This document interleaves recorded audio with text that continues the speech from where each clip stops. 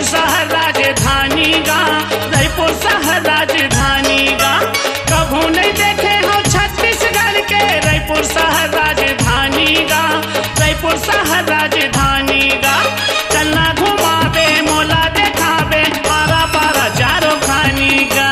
चलना घुमावे मोला देखावे पारा पारा चारों खानी गा।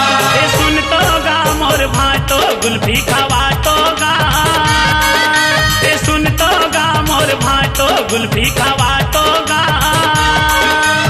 आज तो संगमा माहौला रायपुर घुमा तो गा, आज तो संगमा माहौला रायपुर घुमा तो गा।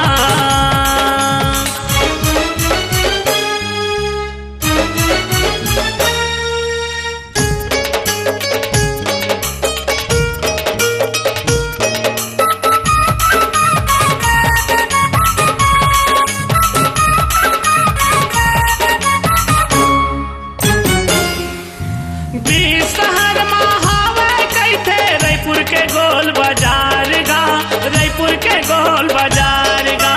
बीस शहर में हावे कैथे रायपुर के गोल बाजार गा, रायपुर के गोल बाजार गा। माला मुंदरी दीदी पर कुंदरी ले लेते 9 लाख हार गा। माला मुंदरी दीदी बर कुंदरी ले लेते 9 लाख हार गा। ये भाटो गेयर लगा तो गाड़ी कूदा तो गा, ये भाटो गेयर लगा तो गाड़ी कूदा तो गा। आज तो संगमा माहौला रायपुर घुमा तो गा, आज तो संगमा माहौला रायपुर घुमा तो गा।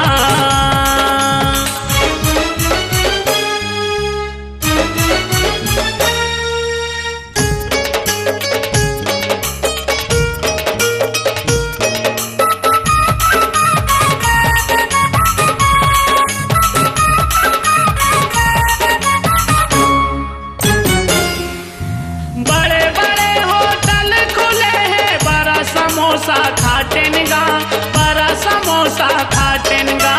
बड़े बड़े होटल खुले हैं बड़ा समोसा खाटेन गा, बड़ा समोसा खाटेन गा। पी लेते लस्सी रुपया है 10 दोनों जन मजा उड़ातेन गा।